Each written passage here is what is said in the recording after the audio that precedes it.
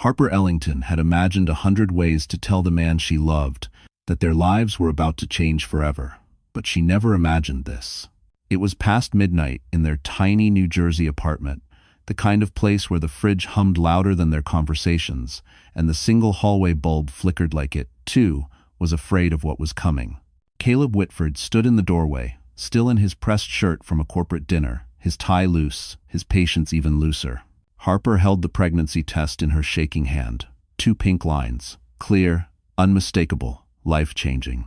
"Caleb," she whispered, hoping his eyes would soften the way they once did. "I'm pregnant." For a moment, the apartment went silent. Even the fridge seemed to hold its breath. Caleb blinked once, then twice, like he was processing a joke he hadn't yet understood. "You're what?" His voice wasn't shock, it was accusation. Harper swallowed hard. "We're going to have a baby. And 20 fesses in the Kamsi." His jaw clenched, anger creeping across his face like a shadow. This can't be happening. Not now. He began pacing, running a hand through his hair. "I'm up for a major promotion. I can't deal with this." This, as if their child were an inconvenience. A scheduling conflict. Harper stepped closer. "Caleb, we'll figure it out. We always do." "We?" He barked out a laugh. "You did this, Harper, not me, and I'm not throwing my future away because you weren't careful." End quote. The words hit harder than any slap. Her stomach twisted not from pregnancy, but from heartbreak. "Caleb, it's your baby too." He grabbed his coat, eyes cold. "Not anymore." The door slammed behind him, the sound echoing through the hallway like the final crack of a life breaking apart. Harper sank to the floor, one hand over her stomach. The future she imagined evaporated in seconds. And then her phone buzzed. A text from Caleb. She wiped her tears and opened it only to feel her entire world collapse. "I've filed for divorce." Harper Ellington had always been the kind of woman people overlooked, not because she lacked beauty or kindness, but because she carried herself with a quiet grace that never demanded attention. At 28, she lived in a modest neighborhood in Newark, working 2 jobs just to keep the bills paid. A daytime position as an administrative assistant at Willowbrook Elementary and evening shifts filing paperwork at a small community clinic. Life was exhausting, but stable, steady in a way she had fought hard to build. Harper had grown up the daughter of a single mother who battled chronic illness most of her life. Responsibility became Harper's constant companion early on. While other girls spent afternoons at the mall or gossiping over iced coffee, Harper was learning how to schedule doctor appointments, manage medication lists, and cook simple meals for 2. Her childhood was not glamorous, but it wasn't empty. She and her mother shared a fierce love, the kind that grew stronger in the silence of worry-filled nights. And so, when Harper met Caleb Whitford, sharp-jawed, ambitious, magnetic, she thought fate was finally smiling at her. He saw her, or at least he pretended to. He loved her soft voice, the way she organized everything with gentle care, the way she believed in his dreams even more than he did. For a time, Harper felt chosen, safe, seen, but love can blind even the most careful hearts. Behind Caleb's polished smile lived a man terrified of losing control over his future, his image, his perfectly curated life plan. To him, Harper had been a steady foundation he never appreciated, a quiet harbor he mistook for weakness.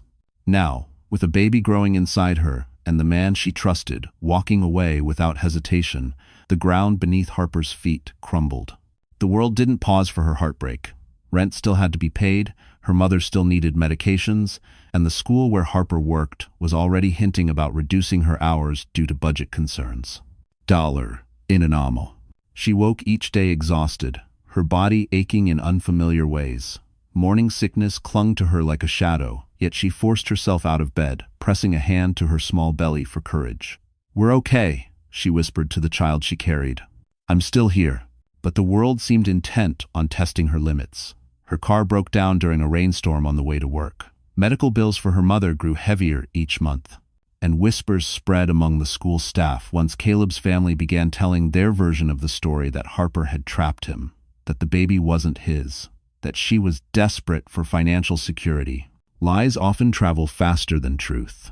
Harper kept her head down, refusing to let bitterness consume her. She clung to her mother's favorite saying, "Strength isn't loud, sweetheart, it's steady." Still, at night, When the apartment was quiet and her mother was asleep, Harper cried silently into her pillow, wondering how a life that once felt safe had spiraled into chaos.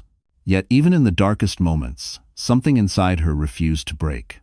Maybe it was stubbornness, maybe survival, or maybe the tiny heartbeat she had heard only days before, soft, fragile, but determined. She didn't know what the future would bring. She only knew she had no choice but to face it. But the worst storm hadn't arrived yet, because just as Harper began to steady herself, life delivered another blow, one she never saw coming. Harper received a message that would upend everything she thought she still had left. The world around Harper Ellington seemed to shrink with every passing week of her pregnancy.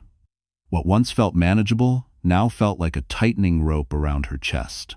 Winter had settled over New Jersey, the kind that coated the sidewalks in cloudy slush and left the sky a flat, unforgiving gray. Harper's days began before sunrise and ended long after sunset, filled with work, doctor appointments for her mother, and the physical exhaustion of carrying a child alone. But the atmosphere at Willowbrook Elementary, her one place of stability, began to shift. The school's administrative wing had never been glamorous, but it had always been warm, filled with the muffled laughter of children and the scent of dry erase markers. Now, though, the hallways felt colder. People whispered when Harper walked by, their eyes darting down to her growing belly. She knew exactly where the rumors started: Caleb's family. They came from old money, polished, influential, and ruthless when protecting their image. The moment Caleb filed for divorce, his mother had unleashed her quiet, poisonous campaign. She made phone calls, sent messages, spreading the narrative that Harper was unstable, manipulative, and possibly carrying another man's child. The school board didn't confront Harper directly, but she recognized the signs. Fewer friendly greetings, more meetings about budget cuts, concerns about her availability. Her hours were reduced, then reduced again. She could barely afford groceries, let alone the medical bills piling up. The breaking point came one icy morning when Harper slipped on the school's front steps, her ankle twisting sharply beneath her. Pain shot up her leg as she collapsed, desperately shielding her stomach. A custodian helped her inside, but the school nurse, after a quick glance, shook her head. "You really shouldn't be working in your condition," she murmured. My condition, Harper thought bitterly, as if pregnancy were an inconvenience to everyone but her. The principal called her into his office later that afternoon. His voice was gentle, but firm, too firm. "Harper, given your circumstances, I think it's best if you take an extended leave." "I can't afford unpaid leave," she whispered. He avoided her eyes. "I'm sorry. This is the board's decision." The room blurred for a moment, but Harper didn't cry. She simply nodded, gathered her things, and walked out into the cold air, her breath trembling in the wind. The world felt impossibly large and terrifying. She had no job. Her mother's medicine was running out, and she was carrying a child whose father had erased them both without guilt. That night, Harper returned home to find her mother struggling to breathe. Panic surged through her as she called an ambulance. They spent hours in the emergency room, only for the doctor to confirm what Harper feared. They couldn't afford the treatment her mother needed. Something inside her cracked, but not in a way that broke, more like a fault line forming, preparing for a shift. The next day, limping slightly, Harper stood at the window of her apartment, watching snow drift over the streetlights. She pressed a hand to her stomach. "I'm still here," she whispered. "I won't give up on you. Thanks for watching." But as she turned away, her phone buzzed. A message from an unknown number, and the moment she opened it, her heart stopped. It was a photo, one that could destroy what little she had left. The photo on Harper Ellington's screen stole the air from her lungs. It was grainy, taken in dim restaurant lighting, but unmistakably clear where it mattered. Caleb Whitford sat at a polished mahogany table in a Manhattan steakhouse, his arm draped possessively around Sloane Mercer. The woman leaned into him, her ruby-red lips curved in a triumphant smile. A champagne bottle, Dom Perignon, stood between them, like a declaration of celebration. But it wasn't the intimacy that crushed Harper. It was the caption written boldly above the image, posted from an anonymous number. "Your replacement. He says you should stop pretending the baby is his." Harper's chest tightened, heat spreading up her neck. Her fingers trembled as she zoomed in. Caleb's hand, one she once held during quiet nights, rested confidently on Sloane's thigh. He looked relaxed, radiant even, as though he hadn't shattered a life just days before. The worst part was how public the photo seemed. The angle suggested someone nearby had taken it, someone who wanted Harper to see, someone who wanted her humiliated. She barely slept that night. The image looped through her dreams, taunting her. By morning, she felt hollow, her eyes swollen, her body aching under the weight of stress and pregnancy. She moved mechanically, helped her mother prepare breakfast, took a phone call from the clinic, packed 2 bags of discounted groceries. The world didn't pause simply because hers had cracked. That afternoon, she received another message. This time, it was a video clip. Caleb and Sloane standing outside the same restaurant, snow falling softly around them. Reporters lingered nearby, microphones raised. A voice asked, "Caleb, is it true your ex-wife is claiming you fathered her child?" Caleb laughed, easy, carefree, cruel. "She can claim anything she wants," he said. "We all know the truth." Sloane added with a smirk, "Some women can't accept when the story's over." Harper's knees buckled. She sank onto her couch, covering her mouth to hold back a sob. She had endured gossip, doubt, and abandonment, but this was different. This was public, deliberate, designed to erase her dignity. She pressed a shaking hand over her stomach. "I'm so sorry," she whispered to her unborn child. "I'm trying." But life seemed determined to push harder. That evening, as she walked home from the pharmacy, icy wind whipping against her coat, a car sped through a puddle, drenching her from the knees down. Her ankle still sore from the school, steps twisted sharply beneath her. She caught herself on a lamppost, wincing in pain. For a moment, she feared she might collapse right there on the sidewalk. Just then, her phone buzzed again. Another message. But this one wasn't from an unknown number. It was from her landlord. "Your rent is overdue. If not paid within 5 days, we'll have to proceed with eviction." Harper stood frozen in the cold, breath trembling, reality crashing down all at once. No job, no support, no money, no stability. Her world was unraveling. She limped home slowly, clutching her belly as though shielding her child from the storm breaking around them. Her mother tried to ask what was wrong, but Harper forced a tired smile and excused herself to the bedroom, shutting the door before the tears returned. She sank to the floor, shoulders shaking, wondering how much more she could endure. But just when Harper thought the worst had passed, life tightened its grip yet again. Because early the next morning, there was a loud, insistent knock at the door. And the man standing on her doorstep was the last person she ever expected to see. Harper froze in the doorway as the winter air swallowed her breath. Standing on her front step was a tall man in an immaculate charcoal coat, snowflakes melting on his shoulders. His presence radiated authority, the kind that belonged to someone used to corner offices and skyscraper views. She didn't recognize him at first, not through the haze of fear and exhaustion clouding her mind. "Miss Ellington?" he asked gently. "Yes?"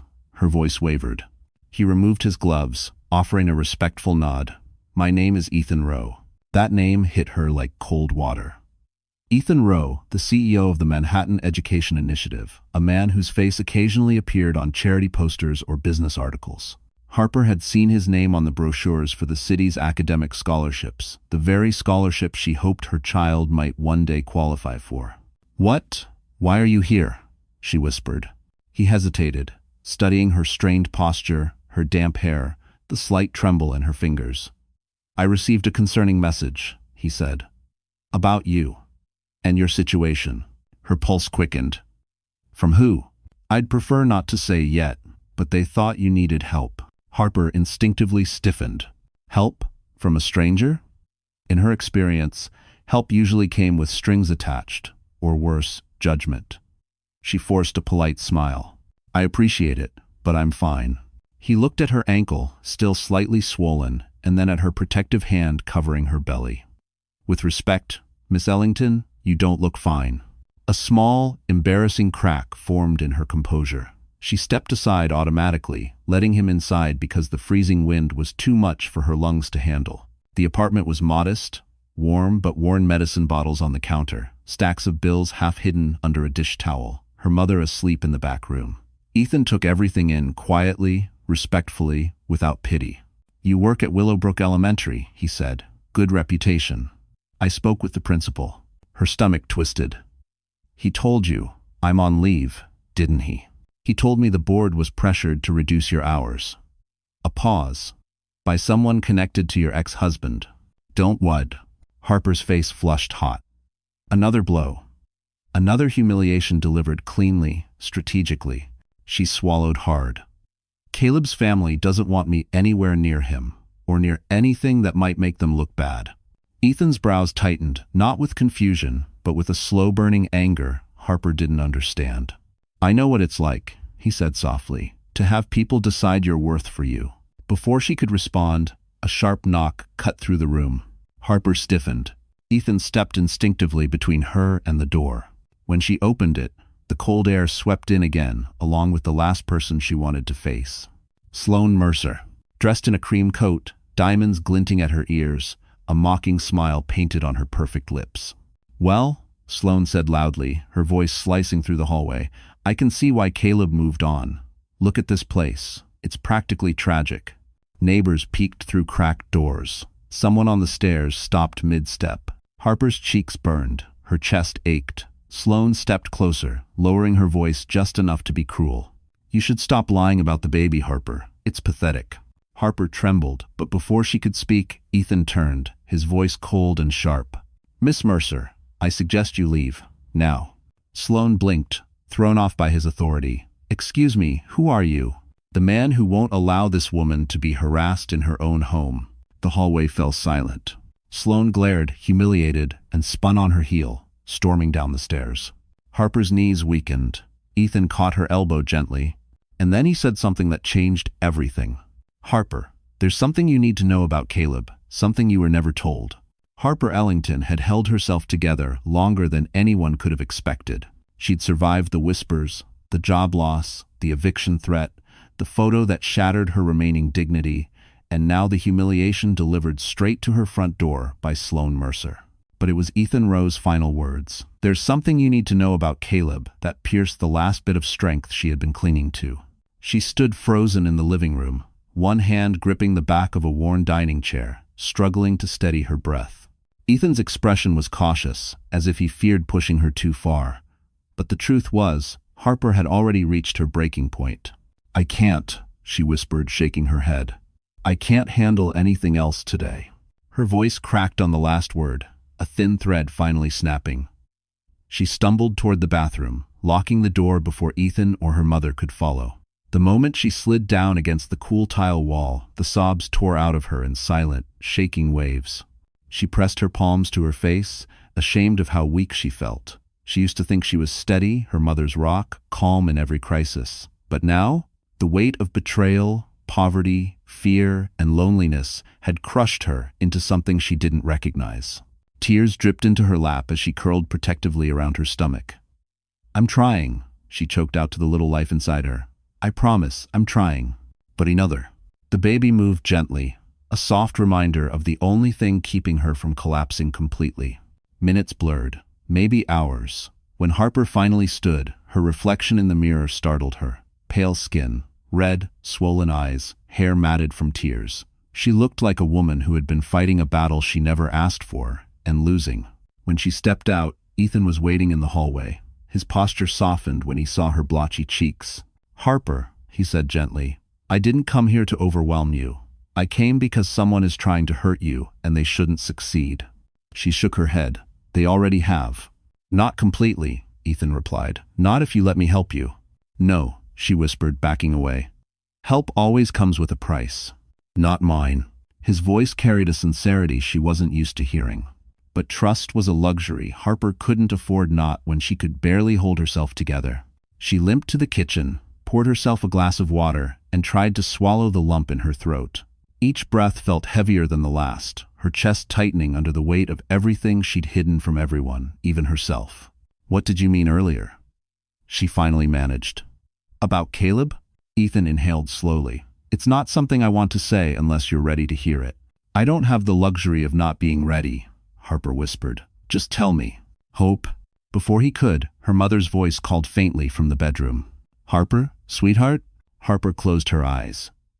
Another problem. Another responsibility. Another piece of her world threatening to fall apart. She hurried to her mother's room, only to stop cold. Her mother sat weakly on the edge of the bed, clutching her chest, her breathing shallow and ragged. "Mom?" Harper cried, rushing forward. The room spun. Her mother's lips trembled as she tried to speak. "Call an ambulance." "You will now?" Harper's heart plunged into panic. And Ethan, stepping into the doorway, reached for his phone at once as Harper held her mother upright. But her mother's next words froze both of them in place. "It's the baby, Harper. Something's wrong with the baby." The ambulance sirens faded into the distance, leaving Harper Ellington standing in the freezing parking lot of St. Mary's Hospital, with her coat half-zipped and her heart pounding hard enough to bruise. Her mother had been rushed inside moments earlier, pale and trembling, her breaths shallow. The doctors promised to update her soon, but that did little to quiet the fear clawing at her. Ethan Rowe stayed close, not intruding, just present, a quiet anchor in the chaos. Inside the waiting room, fluorescent lights buzzed, the chairs were cold, a wall-mounted TV played muted news. Harper sat with her hands pressed over her belly, trying to will her child to stay safe, to stay steady. "Harper," Ethan said softly after a few minutes, "your mother didn't mean something is wrong with the baby physically. She meant something she's known for a while, something she never told you." Harper's head snapped up. "What are you talking about?" Ethan looked conflicted, as though weighing whether revealing the truth was the right thing to do. "Your mother told someone she trusted that Caleb's family approached her before the wedding. They offered her money." Harper's eyes widened. "Money? For what?" "To talk you out of marrying Caleb." The floor fell out from beneath her. "No," Harper whispered. "She would have told me. She never." "She refused the money," Ethan said gently. "But they made threats. They warned her that if Caleb ever felt trapped, they'd make your life difficult. They'd ruin your reputation. They'd isolate you from him." Harper stared at him in stunned silence. Every cruel moment, every rumor, every whisper, every carefully crafted humiliation suddenly took on a new shape. Caleb's family hadn't just disapproved of her. They had engineered her downfall from the start. "But why?" she breathed. "Because to them, you were beneath him. A liability. A woman who could distract him from success." Harper's fingers curled around the armrest. "So Caleb wasn't just acting out of fear. He was conditioned to believe I'd ruin his life." Ethan nodded slowly, and he believed it. Completely. A wave of nausea rolled through her, not the morning sickness kind, but the kind that comes when truth rearranges every memory you thought you understood. Her voice shook. "Why are you telling me this?" "Because," Ethan said, leaning forward, "you deserve to know the real reason your life has been tearing apart. And because someone contacted me months ago asking for help on your behalf." Harper's breath caught. "Who?" Before Ethan could answer, a nurse approached. "Miss Ellington?" Harper jumped to her feet. "Is my mother okay?" "She's stable for now." Her heart rate was irregular, but she responded to treatment. "She's asking for you." Relief hit so hard her knees weakened. She squeezed Ethan's hand briefly, gratitude, desperation, everything she couldn't put into words. Ethan walked with her to the room, but stopped outside the door. "She may tell you the same thing I did, but there's more. When you're ready, I'll explain everything." Harper stepped inside. Her mother lay beneath a thin blanket, pale but conscious. "Mom," Harper whispered, sitting beside her. Her mother took her hand, tears glistening in her tired eyes. "It's time I told you the truth," she rasped. They never wanted you to keep the baby." Caleb's mother came to me again, this morning. Harper's blood ran cold. She said, "If you insisted on raising that child," her mother whispered, voice cracking, "your life would only get worse." Harper felt the room tilt. Her mother squeezed her hand weakly. "And Harper, that wasn't the only threat they made. They warned me they're coming for you next." Harper Ellington stood beside her mother's hospital bed, long after the machines settled into a steady rhythm. The threat Caleb's family made that they were coming for her next echoed through her mind like a warning bell. Fear sat sharp in her stomach, but beneath it, something else was forming, something stronger, something she hadn't felt in months. Resolve. For weeks, she had been drowning, reacting to every storm, every attack, every new humiliation. But now she could see the truth clearly. Caleb's family didn't want her broken by accident. They wanted her broken by design. They wanted her isolated, frightened, desperate, forced to give up her child or disappear completely. And suddenly, Harper was done being helpless. She kissed her mother's forehead and stepped out of the room, finding Ethan Rowe waiting quietly. He straightened when he saw her expression shift, no longer fragile, but focused. "Ethan," she said softly, "tell me everything." They sat in the small visitor lounge, the hum of vending machines filling the silence. Ethan explained how an anonymous email reached his office months ago detailing Harper's situation.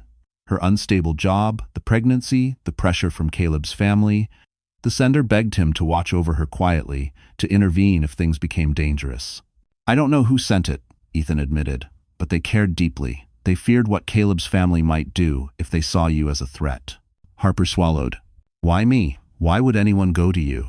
Ethan hesitated, then told her something that made her breath catch. 9 years ago, Harper had unknowingly saved his life. "You worked part-time at a diner in Newark," he said. "One night, you talked a teenager out of stealing a man's briefcase. That man was me. Inside that briefcase were documents that protected my company from a hostile takeover." Harper blinked, stunned. "I barely remember that." "But I do," Ethan said. "And when the email came, I recognized your name." For the first time in days, Harper felt something warm push against the cold weight in her chest. Someone had remembered her kindness. Someone had cared enough to intervene. Still, reality hit fast. "I'm about to lose my apartment," she whispered. "My job is gone. I don't know how I'm supposed to protect my baby and my mom." Ethan leaned forward, voice steady. "Then, let me help you rebuild. Not out of pity, but because you deserve better than what's been done to you." His sincerity disarmed her. For the first time, she didn't push help away. "Okay," she whispered, "but I need to learn to stand on my own too." "You will," Ethan assured her. "I'll make sure of it." That night, Harper walked out of the hospital with her shoulders straighter and her chin lifted. She bought a new planner from a 24-hour drugstore, a cheap but powerful symbol of control. She wrote out tasks, call the tenant board, speak with HR at the clinic job, apply for emergency assistance, meet with a legal aid advocate. She wasn't fixed. She wasn't strong yet, but she was moving. And that momentum followed her into the morning. When Harper stepped into her apartment, exhausted but clear-minded, she found her mailbox overflowing. She sorted through it mechanically until one envelope made her freeze. It was from Whitford and Associates, the law firm belonging to Caleb's family. Her pulse quickened. She tore it open. Inside was a single sheet of paper. A formal warning, demanding immediate compliance. And at the bottom, in cold black ink, was a sentence that drained every trace of warmth from her body. Failure to surrender all parental claims will result in legal action. Caleb Whitford sat inside a sleek black town car, the neon glow of Manhattan reflecting off the tinted windows. He should have been celebrating. He had just landed the biggest contract of his career. Sloan Mercer had orchestrated the media coverage, posting polished photos of them clinking glasses at an upscale rooftop bar. Everything in his life was supposed to be perfect. But perfection felt strangely unstable tonight. Because earlier that morning, while stepping out of a board meeting on Fifth Avenue, Caleb saw someone that refused to leave his mind.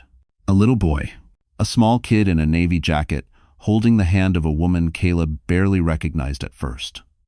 The boy had dark hair, a serious expression, and deep-set eyes that matched Caleb's exactly. The resemblance was so striking, Caleb stopped dead in his tracks. He had told himself it was coincidence. He had forced himself into the car, forced himself to smile beside Sloan, forced himself to push the strange tightening in his chest away. But the image of that boy kept cutting through his thoughts like headlights in fog. He finally broke the silence.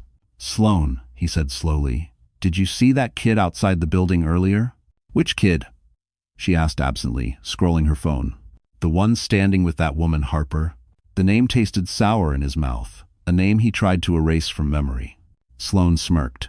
"You're still letting her get to you?" "Caleb, she's irrelevant. She always was." End quote. But Caleb wasn't listening anymore. Something gnawed at him. Something uncomfortable. Something real. The car pulled up in front of his building. Sloan headed inside, still ranting about Harper's pathetic attempts to stay visible. Caleb stayed behind in the cold air, trying to steady the thoughts swirling in his mind. Later that night, alone in his office, he opened his laptop. He typed Harper's name into a search engine. Nothing noteworthy appeared. No social media updates, no public appearances, no lawsuits. She seemed to have vanished. He leaned back, rubbing his temples. For years, he had convinced himself Harper was manipulative, dramatic, trying to trap him with a baby that wasn't his. But now he saw a quiet, worn-out woman holding a child who looked exactly like a Whitford. What were the chances? His chest tightened. He didn't want to think about it, but he also couldn't stop.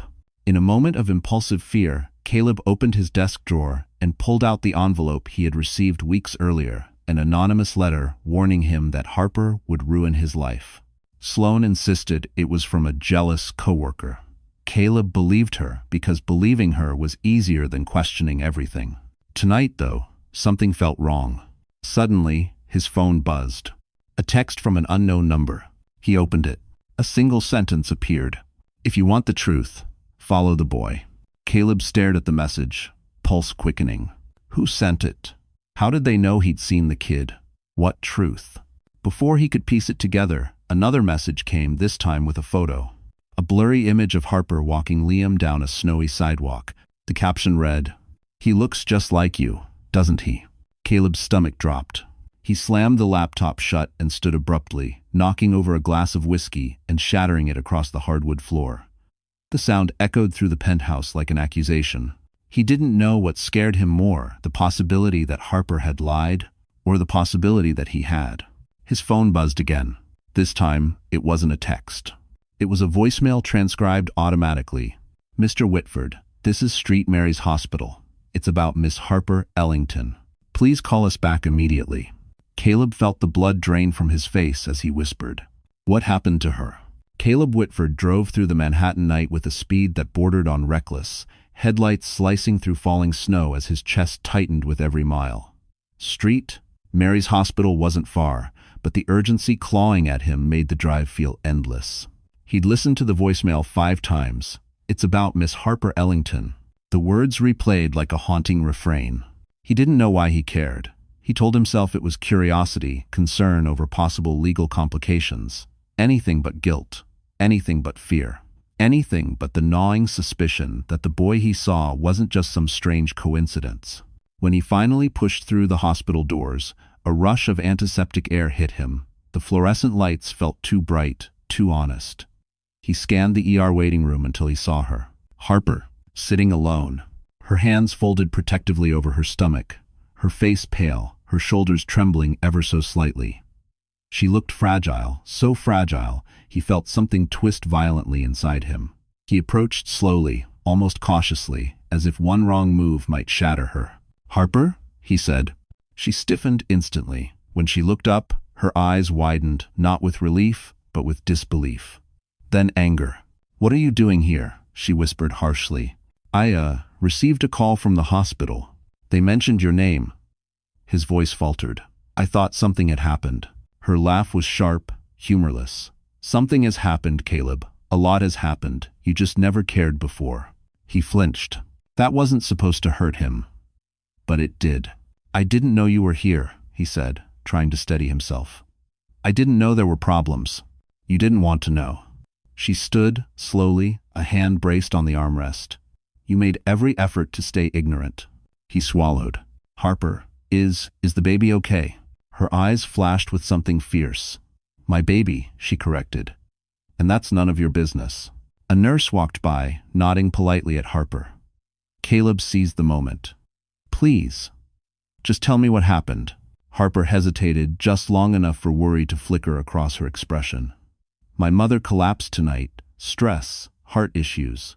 And the baby," she stopped, inhaled shakily. "The baby reacted to it. They had to monitor us both."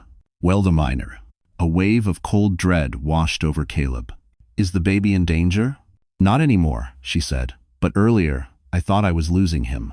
Her voice cracked on the last word. Caleb had no script prepared for this moment. No clever line, no way to pretend. All he could manage was a soft, shaken, "I'm sorry."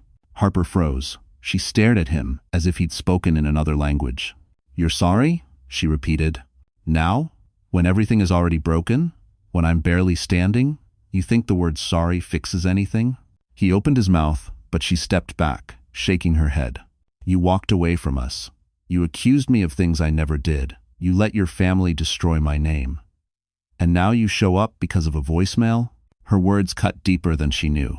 Harper, he whispered. That boy I saw. Don't, she snapped. Don't you dare talk about him. Her breathing grew uneven. Her hand rose instinctively to her stomach, protective, defensive, fierce. This child is mine, she said. He will never need you. Caleb took a step toward her. Harper, is he? But before he could finish the question that had begun consuming him, Ethan Rowe appeared around the corner, shoulders squared, gaze sharp. He stepped between them. Harper, Ethan said calmly, the doctor is ready to talk to you. Then he turned to Caleb with quiet steel in his eyes. You shouldn't be here. And 71. Harper hesitated for only a moment before moving toward Ethan. But as she passed Caleb, he heard her whisper to him soft, broken, final. You'll learn the truth soon enough.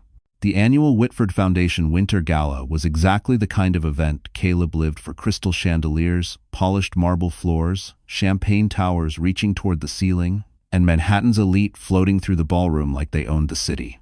It was a night designed to celebrate him, his promotion, his success, his polished image, but for the first time, Caleb felt out of place. Every laugh around him felt too loud. Every congratulatory handshake felt undeserved.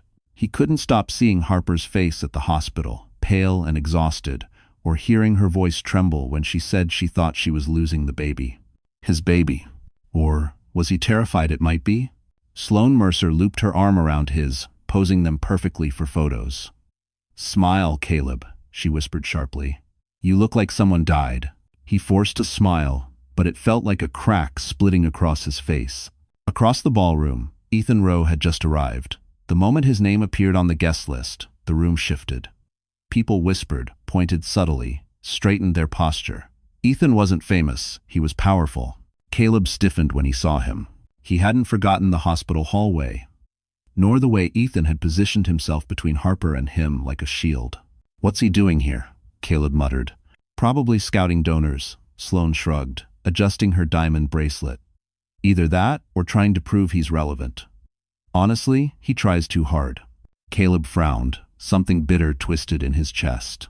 Speaking of irrelevant, Sloane added with a smirk, guess who showed up tonight? Before Caleb could ask, a voice spoke behind him. Caleb. His breath caught.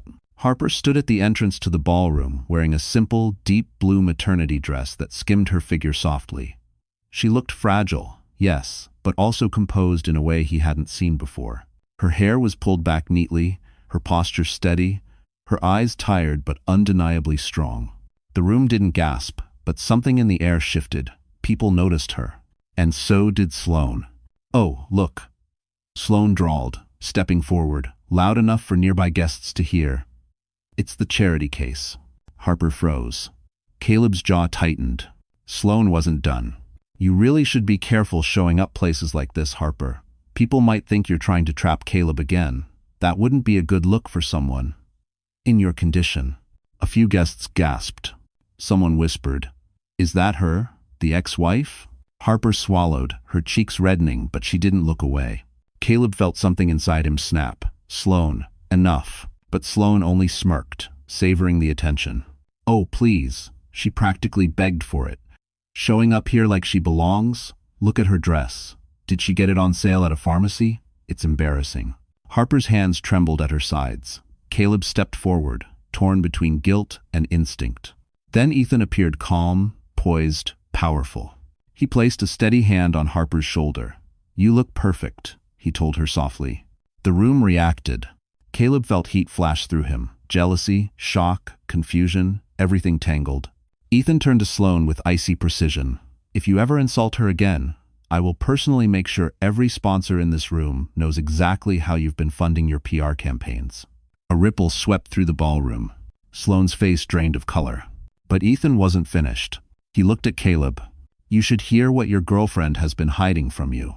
Caleb's stomach twisted. What is that supposed to mean? He demanded. Sloane's eyes widened in panic. Ethan, don't. But Ethan stepped closer, lowering his voice just enough for only Harper, Caleb, and Sloane to hear. I know what you did, Sloane. And soon, Caleb will too. Caleb stared at her, pulse accelerating. Sloane, what is he talking about? She stuttered. Nothing. He's lying. But Caleb had seen her lie before, and he saw it in her eyes now. Before he could press further, a waiter rushed into the ballroom, scanning the crowd. "Miss Harper Ellington?" he called. Harper turned, startled. "Your mother, she's taken a turn. The hospital needs you immediately." The ballroom spun around her, and Caleb, heart pounding, whispered, "I'm going with you." Snow fell in frantic spirals as Harper Ellington rushed through the sliding doors of Street Mary's hospital, her breath unsteady, her coat barely clinging to her shoulders. Ethan followed close behind, already on the phone with the nurse's station. Caleb trailed them both, his expression drawn tight with worry and something else, something Harper refused to identify. They reached the elevators. Harper's fingers trembled as she pressed the button. Caleb stepped closer, keeping his voice low. "Harper, is your mother stable?" "She's alive," Harper answered sharply. "That's all that matters." Her tone warned him to stay silent, but Caleb wasn't here for silence, not anymore. "Harper, I need to know something," he said, voice cracking like thin ice. "The boy I saw, the little boy with you in the city." Her shoulders stiffened. "Don't," she whispered. But Caleb couldn't stop. Not now. The doubt had grown too loud. "Who is he?" Harper's jaw tightened so hard she could barely breathe. The elevator dinged. She stepped in, hoping the doors would close before Caleb followed. But he slipped inside at the last second, the doors sealing them together in a metal box humming upward. Caleb's voice lowered to a near plea. "Harper, tell me the truth. Who's the boy?" She stared straight ahead, refusing to give him anything, refusing to let him take one more piece of her. "You forfeited the right to ask me anything," she said coldly. Ethan shifted beside her, stepping subtly forward as if ready to intervene. Caleb's hands curled into fists. "Harper, I deserve to know." "No," she snapped. "You deserve nothing." The words hit him like a physical blow. His chest tightened, breath unsteady. "If he's mine?" Harper finally turned, eyes blazing. "You didn't want him then. You denied him then. You left us then." Her voice trembled with pain she'd buried for years. "You don't get to rewrite history just because you're suddenly curious." Caleb swallowed hard. "I didn't know." "You didn't want to know," she cut in. "You made sure you didn't." The elevator chimed again. They stepped into a dim hallway, fluorescent lights flickering overhead. She moved toward her mother's room, but Caleb followed, desperate. "Harper, please," he whispered. "I need the truth." She spun around, tears shining but refusing to fall. "You want the truth? Fine." In a tree. Caleb's breath caught. "You left me when I needed you most," she said. "You destroyed my reputation. You let your family try to break me. And now you show up what? Expecting me to hand over answers like you earned them?" "Harper, you didn't even ask if the baby survived," she added, voice cracking. "Not once." Caleb's face drained of color. His mouth parted, but no sound came. Ethan placed a steady hand on Harper's back, guiding her gently. "You don't have to explain anything to him. Hate, it's all of his and parents." But Harper wasn't finished. She looked Caleb dead in the eyes. "The boy you saw," she said, "he's someone you chose to walk away from, long before he was even born." Caleb staggered back a step, as if her words had physically shoved him.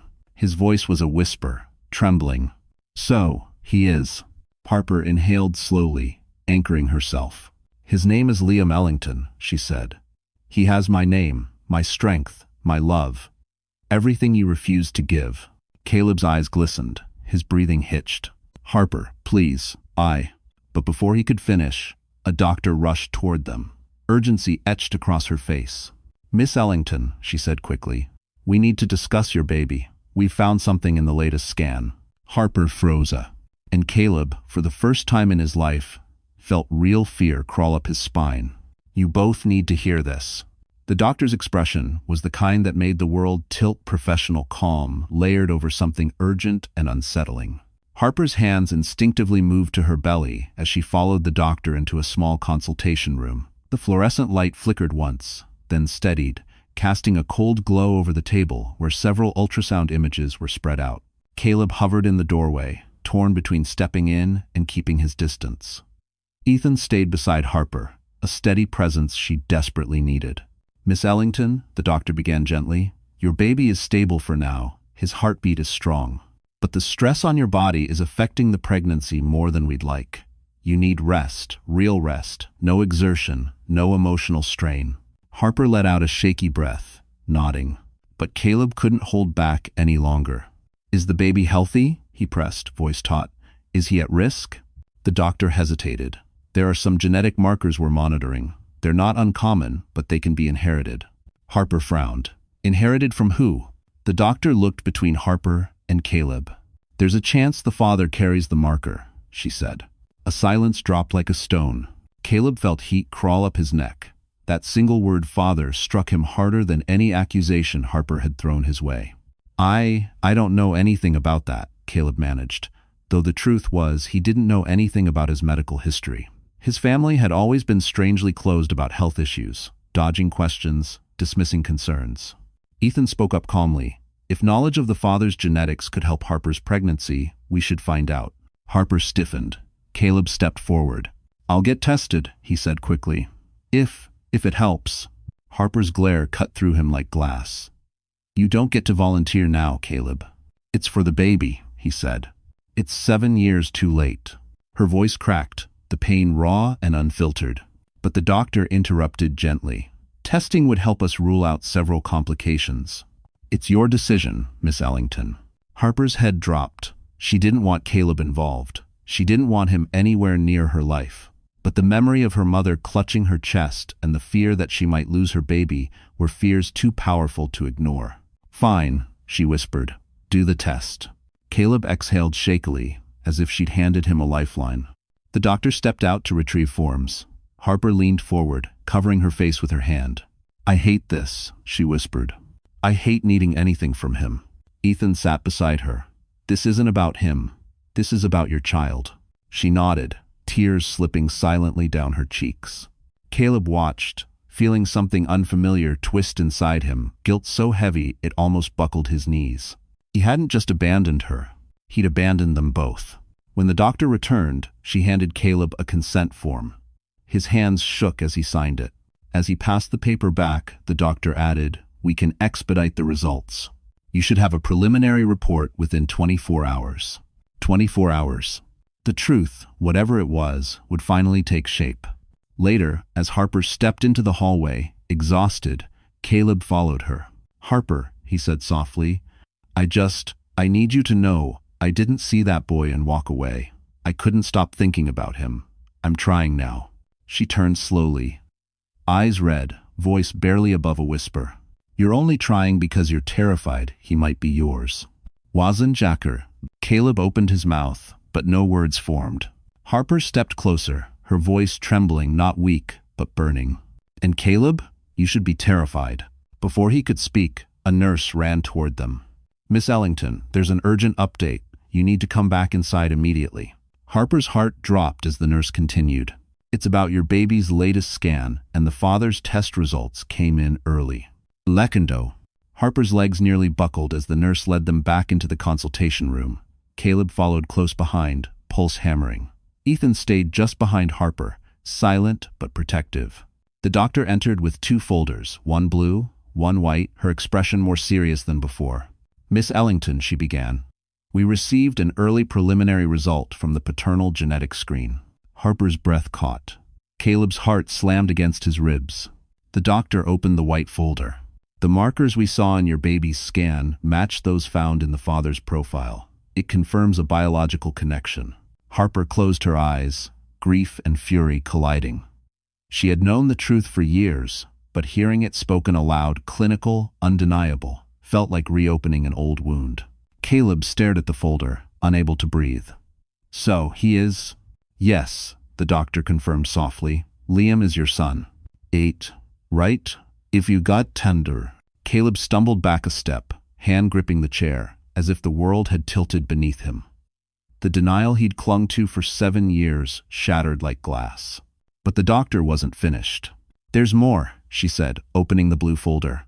Miss Ellington, your stress levels are dangerously high. Continuous anxiety could trigger complications in your pregnancy. You must avoid all emotional strain, especially conflict. Harper let out a shaky breath.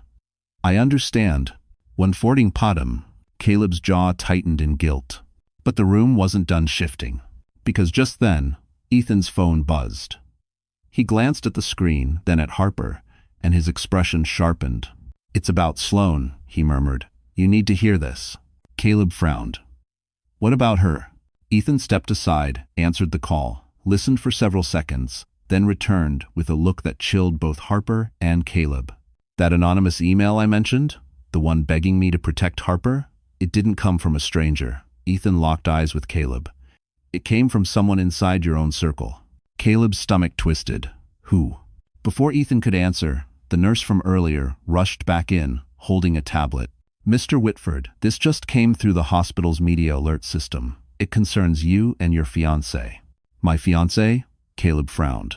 "Sloane isn't—" But the nurse turned the screen toward them. A video was playing.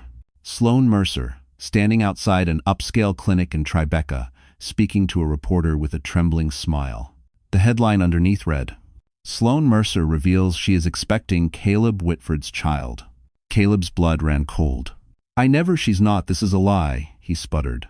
"She's not pregnant." Harper froze. Ethan's eyes narrowed. The reporter in the video asked, "How far along are you?"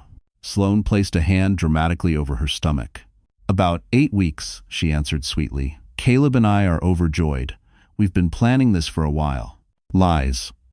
Every word a lie. The nurse added, "Mr. Whitford, there's more. Miss Mercer submitted your insurance information to our maternity department earlier today." Caleb staggered, shaking his head violently. No, she's setting me up. She's trying to control me." And point. Harper's voice trembled, fragile, exhausted but sharp as ice. "Now you know what it feels like."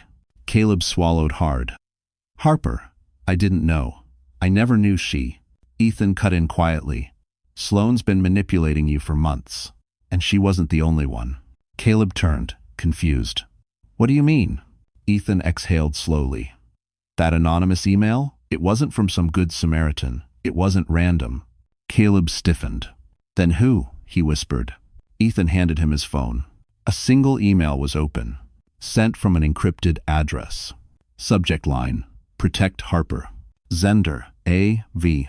Caleb's breath caught. A.V. His mother's initials. "No," he whispered. "That can't be. She wouldn't, she couldn't." But deep down Caleb knew. This wasn't Sloane's game alone. His own family had been pulling strings behind his back. Ethan stepped closer, voice low. "She didn't just try to tear Harper down, Caleb. She's been controlling you, too. Daughter, also in daughter." Caleb felt everything inside him collapse. But as the truth broke open around him, the doctor re-entered the room urgently. "Miss Ellington," she said, eyes wide, "we have alarming news from the latest scan." Harper clutched her belly instinctively. The doctor continued, "We need to take you to labor and delivery." Right now, the hallway spun around Harper as nurses rushed her toward labor and delivery. The world became a blur of beeping machines, hurried footsteps, and the sterile scent of antiseptic. She clutched her belly, her breath fractured, her mind screaming the same frantic plea. "Please, baby, please stay with me." Ethan strode beside the gurney, jaw clenched, voice steady as he spoke to the medical team.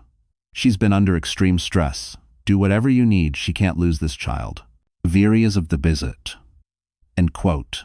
Caleb followed several steps behind, pale and shaking, his polished businessman composure shattered. His hands trembled so violently he had to press them against the wall just to steady himself.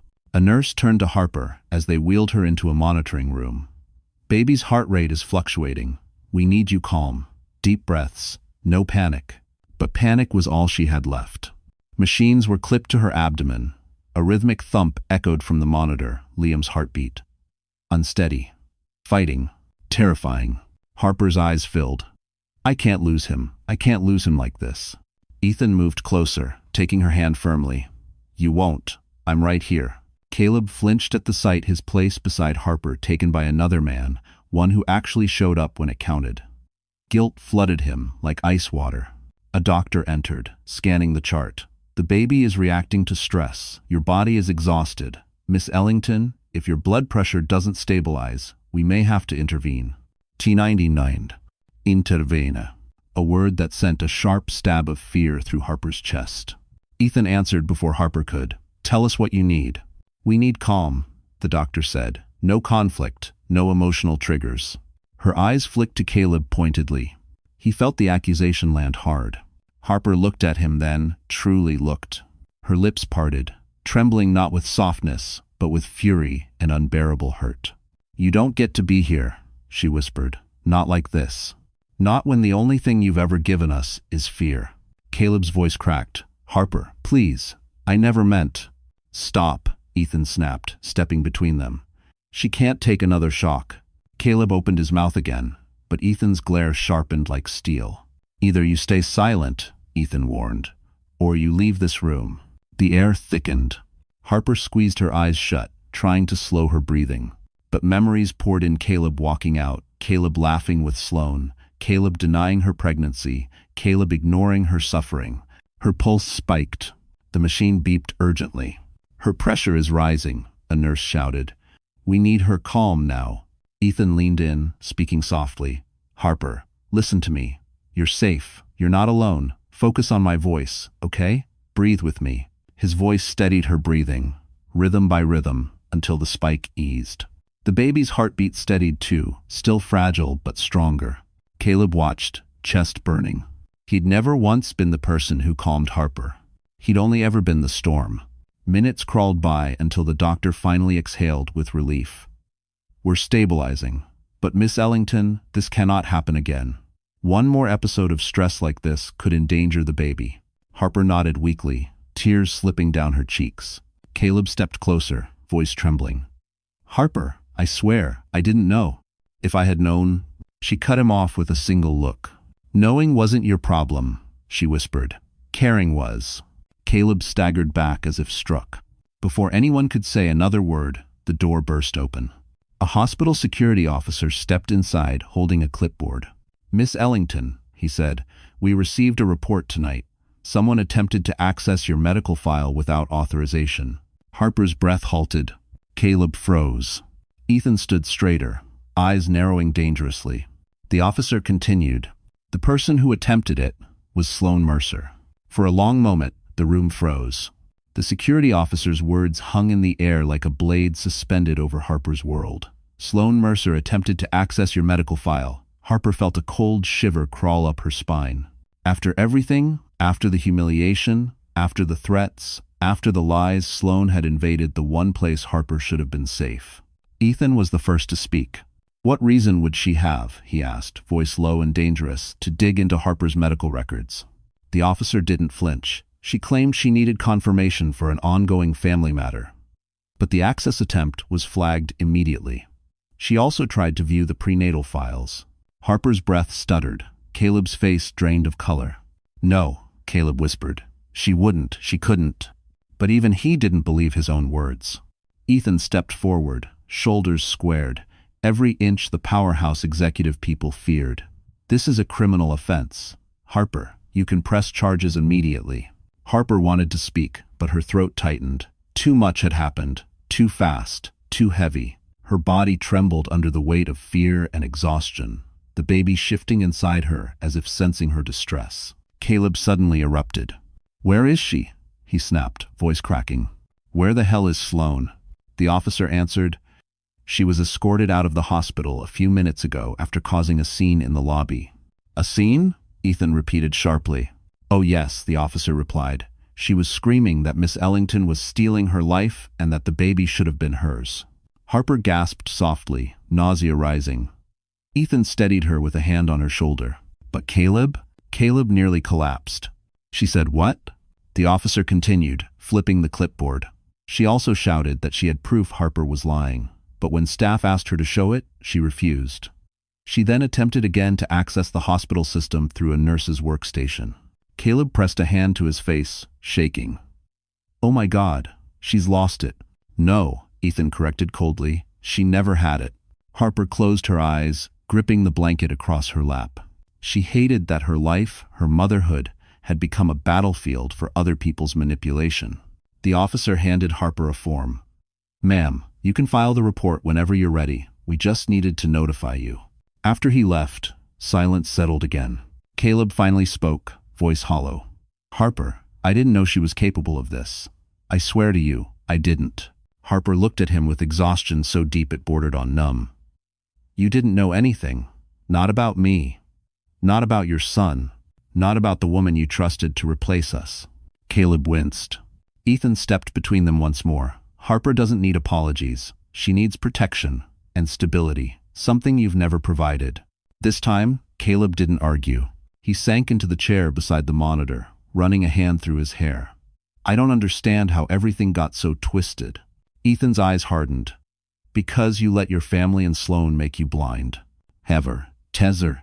Harper turned away, tears forming but refusing to fall. Before she could respond, a soft knock sounded on the door. A nurse stepped in holding a manila envelope. This came through internal courier. It's for Miss Ellington. Ethan took it, examined the seal, then handed it to Harper carefully. Inside was a single sheet of paper. A bank transaction record. A large payment from Whitford Family Trust to Sloan Mercer. The date? 3 days before Caleb filed for divorce. Harper's world lurched. Caleb stared horrified. That's impossible. My family wouldn't. But he stopped. Because deep down, he knew they would. Before he could speak, the nurse rushed back in. Miss Ellington, your baby's heart rate is escalating again. We need to move you immediately. Harper's breath caught, and Caleb, terrified beyond words, whispered, Please, don't let me lose my son again. Harper Ellington lay in the dim hospital room, monitors pulsing steadily beside her. After hours of emergency observation, her baby's heartbeat had finally stabilized. She wasn't out of danger, but for the first time in days, she could breathe without fear slicing through her chest.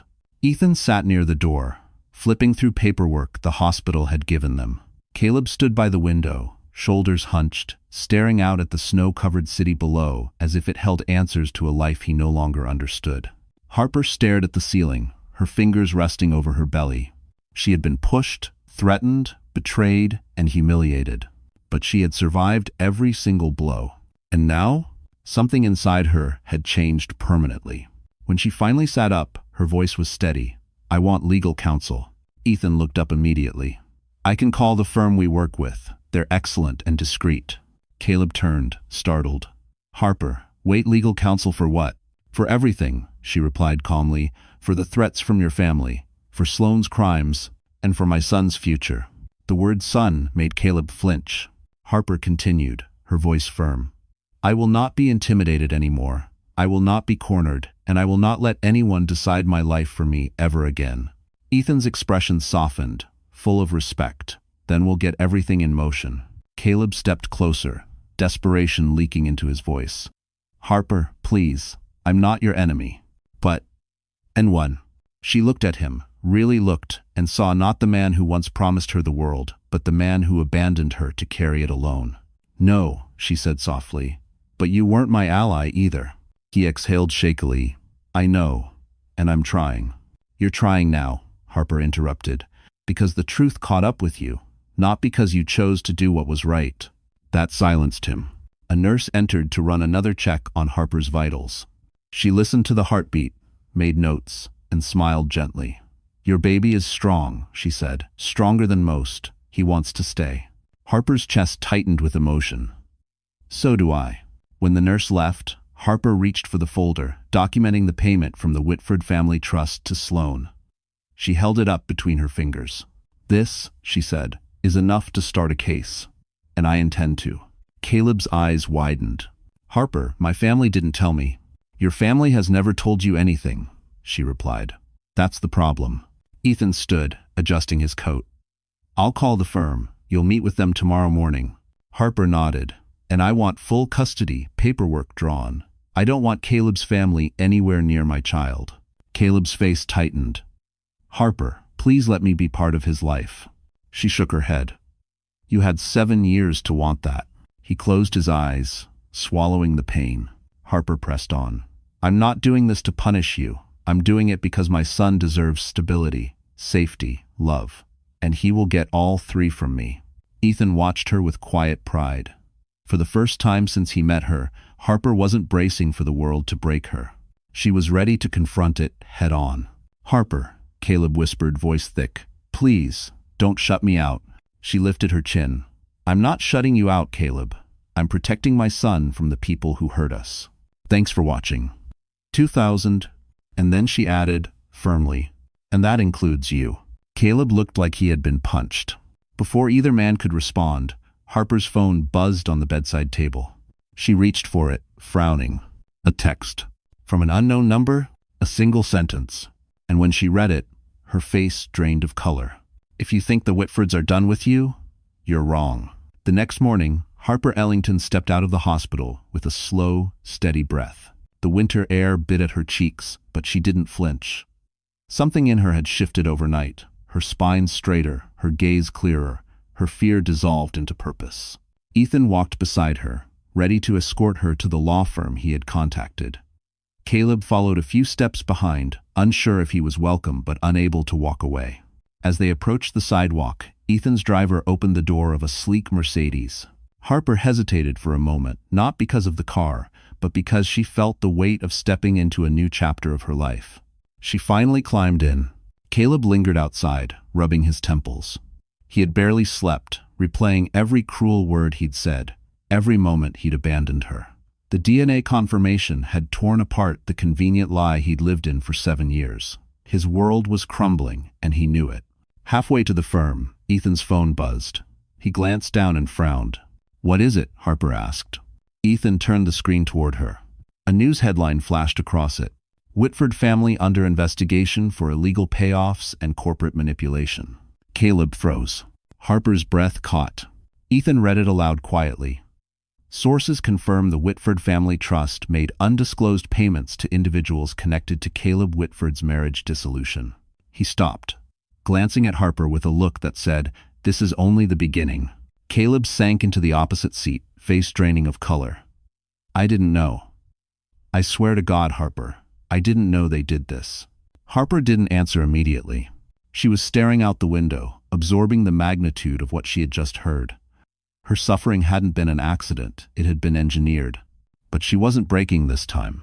"We keep moving forward," she said, her voice steady. "Whatever happens to the Whitfords isn't my burden anymore." When they arrived at the downtown law firm, Harper was ushered into a private boardroom. A team of attorneys greeted her with polite professionalism. They already had a binder prepared, tabs labeled medical violations, defamation, financial coercion, harassment, custody protections. Harper swallowed a lump in her throat. "This is a lot." "It's what you're entitled to," the lead attorney said. "Your rights were violated repeatedly. And now, with the Whitford investigation going public, your leverage is substantial." For the first time, Harper didn't feel like prey. She felt like someone holding a sword she never knew she had permission to wield. Caleb sat quietly in the corner, shame pressing on him like a weight. When the attorneys stepped out to gather additional documents, he finally spoke. "I'm losing everything," he murmured. "The firm suspended me this morning. Sloane's lies, my mother's involvement, it's all coming out." Harper didn't gloat. She simply said, "Actions have consequences, Caleb." He looked up, eyes red. "I don't want to lose my son." Harper inhaled slowly. "Then you should have thought about him before denying he existed." Ethan watched the exchange with cool attentiveness. He admired Harper's calm. She wasn't cruel. She wasn't vindictive. She was controlled, powerful. A knock interrupted. An assistant entered, holding a new report. "For Miss Ellington," she said. Harper opened the folder and her eyes widened. It wasn't about the Whitfords. It was about Liam. The hospital had completed his updated prenatal analysis. Ethan leaned closer. "Harper? What is it?" Her fingers trembled as she read the final line. Caleb stood, alarmed. "What does it say?" Harper looked up slowly, her voice barely above a whisper. "They've found a potential complication, and Liam may need a specialized surgery right after birth." Then she added, breath shaking, "And only one hospital in the country performs it." The room fell into stunned silence as Harper Ellington reread the medical report. Though her hands trembled, her face remained composed, too composed, the way people become when fear hardens into determination. Ethan leaned beside her. "Harper, we'll get you whatever specialist you need. Cost isn't an obstacle." Caleb, visibly shaken, stepped closer. "What does this mean? What surgery? What complication?" Harper lifted her eyes to him, steady and unflinching. Liam may have a congenital heart defect. They need to operate immediately after he's born. The sooner, the better. Caleb's breath hitched. There has to be something we can do. There is, Harper said, but it's expensive. And the only hospital capable of doing it is in Boston. Ethan nodded. Mass General, one of the best pediatric cardiac units in the country. They usually accept only high-priority cases. Caleb ran a shaking hand through his hair. I'll pay, whatever it costs. Harper gave a small, bitter smile. With what money, Caleb? Your accounts are frozen, pending the investigation. Your promotion is gone. Your fiancé fabricated a pregnancy, and your family is being audited. Caleb flinched hard. Ethan added quietly, Harper doesn't need money. She needs reliability. Have we? Caleb's voice cracked. I can be that. I can step up now. Let me. Harper inhaled softly, choosing her words with precision. You can't step up when the ground beneath you is collapsing. The attorneys returned to finalize the custody documents. Harper signed confidently, no hesitation in her pen strokes. Caleb hesitated when the papers were handed to him. Full custody, he whispered. You're really doing this. Harper didn't look away. Liam will grow up in peace. He will not be used, threatened, or controlled by the Whitford family. Caleb swallowed. And me? You can petition for visitation, she said quietly, but only after you prove you can protect him from them. Right now, you can't. Those words broke him more than anger ever could. By afternoon, Harper was discharged under strict bed rest orders. Ethan arranged everything: private transport to her apartment, meal services, a nurse to check her blood pressure twice a day. Harper tried to protest, but Ethan silenced each argument with calm logic. This isn't charity, he said softly. It's support. And you deserve that. When they arrived at her building, reporters swarmed the entrance flashes, microphones, questions exploding all around them. Ms. Ellington, is it true the Whitfords paid to sabotage your marriage? Is the baby's father stepping in now? Did Sloan Mercer try to steal your medical records? Ethan shielded Harper with his coat, guiding her firmly through the chaos. Caleb pushed back reporters, shouting for space, but all he did was worsen the frenzy. Inside the lobby, Harper finally exhaled. I can't bring a baby into this, she whispered. Ethan touched her shoulder gently. You won't face it alone. It's quarter. But Caleb stepped forward, desperation tightening his voice. Harper, tell me what I can do. Please. Harper turned to him, calm, tired, resolute. Fix what you broke, she said. Stop your family. End their threats. Clear the mess you let them create. Caleb nodded, emotion shaking him. I will. I swear to you I will. Harper didn't reply. She simply walked into the elevator with Ethan, leaving Caleb standing in the lobby, staring at the destruction his silence had caused. Hours later, as Harper rested in her bed, her phone buzzed again. Another unknown number. Hands trembling, she opened the message. It wasn't a threat this time. It was a photo. A blurry image of a door, the Whitford estate back entrance. Underneath, a single line. Tonight, everything changes. Be ready. Harper's blood ran cold. Ethan knocked on her door a moment later. Harper, you okay? She slowly turned the screen toward him. Ethan's eyes darkened. Because the message wasn't just ominous. It was a warning. And the night wasn't over yet. The message lingered on Harper's phone, like a final warning from the universe. Tonight, everything changes. The blurry photo of the Whitford estate's back entrance pulsed in her mind as Ethan contacted security and insisted on staying with her through the night. Caleb, upon learning of the message, rushed to the apartment as well, but Harper refused to see him. This is the result of everything you ignored, she told him through the door. Fix it from the outside. And this time, Caleb didn't argue. He left the apartment building with a look of grim determination. Hours passed. Harper tried to sleep but couldn't. Ethan stayed awake on the couch, alert, listening for every sound.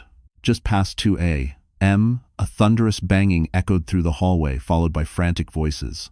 Ethan was at Harper's door instantly. A security officer called out, "It's over. Miss Mercer has been detained." Harper's breath caught. Sloan had been found at the Whitford estate, attempting to steal documents she believed would expose Harper once and for all. Instead, she was caught on camera admitting to forging paperwork, faking her pregnancy and conspiring with Caleb's mother to destroy Harper's credibility. It was done. Their lies had collapsed under their own weight. But the adrenaline hit Harper too hard. A sharp pain ripped through her abdomen. She gasped, grabbing Ethan's arm. "Ethan, something's wrong. The baby." Her water broke. Chaos erupted. Within minutes, she was in an ambulance racing through Manhattan toward the hospital.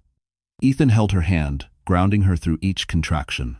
Harper cried through the pain not from fear, but from a ferocious, desperate love. "Stay with me, Liam," she whispered. "Just stay." At the hospital, doctors rushed her into delivery. The congenital heart defect meant the baby needed immediate intervention. Harper pushed through every contraction, with tears streaming down her cheeks. When Liam's cry finally filled the room, Harper sobbed with relief, but she barely held him for a second before the NICU team swept him away for emergency treatment. Hours later, Harper lay exhausted but awake as Ethan returned from the NICU with a soft smile. "He's stable," Ethan said. "He's small, but he's strong. He's fighting." End quote. Harper pressed her hands to her face, overcome.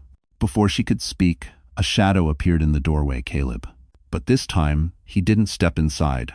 He stood respectfully at the threshold. "Harper." His voice broke. "I ended it. All of it. I turned over every email, every payment record, every message. My mother has been removed from the trust. Sloan confessed everything. It's done." Harper looked at him, not with anger, not with love, but with a quiet, resolute finality. "You did what you should have done years ago." He nodded, tears burning in his eyes. "I don't expect forgiveness, but thank you for giving me a son. I will spend the rest of my life proving to him that I can be a better man." Harper held his gaze for a long moment, then gave a single nod, not acceptance, but closure. Caleb swallowed hard. "May I see him?" "Not today," Harper whispered gently. "But one day, maybe." And for the first time, Caleb understood what it meant to wait. When he left, Ethan stepped inside, carrying a small blanket from the NICU. "There's someone who wants to meet his mom," he said softly. A nurse brought Liam in tiny, bundled, fighting, beautiful. Harper held him against her chest, tears slipping silently down her face as he curled into her warmth. Ethan watched her strength, resilience, grace, and something deep in his expression shifted. "Harper," he said quietly, "I know today isn't about anything but your son, but when you're ready, I'd like to be part of your future. Not to replace anything, but to build something new." Harper looked up, heart full for the first time in years. She whispered, "Maybe we can."